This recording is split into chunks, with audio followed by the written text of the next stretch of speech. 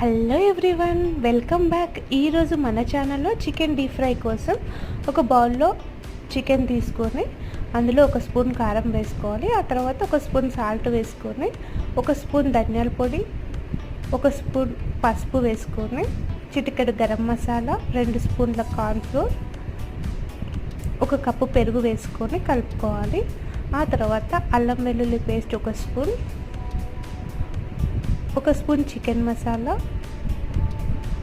Lemon juice వేసుకొని marinate చేసి ఒక 1 అవర్ పక్కన పెట్టుకోవాలి. ఇప్పుడు డీప్ ఫ్రై చేసుకోవడానికి ఒక ప్యాన్ తీసుకొని అందులో ఆయిల్ వేసి, ఆయిల్ వేడెక్కినాక మనం 1 అవర్ మ్యారినేట్ చేసి పక్కన పెట్టుకున్న చికెన్ ఇందులో యాడ్ చేసి లో ఫ్లేమ్లో ఒక 30 మినిట్స్ ఫ్రై చేసుకోవాలి. ఇవి ఫ్రై అయిన తర్వాత ఇందులో ఒక 2 పచ్చిమిర్చి, కొంచెం కరివేపాకు కూడా ఫ్రై చేసుకొని సర్వ్ చేసుకుంటే మనకు చికెన్ డీప్ ఫ్రై రెడీ అయిపోతుంది. వీడియో మీకు నచ్చినట్లయితే లైక్ అండ్ సబ్స్క్రైబ్.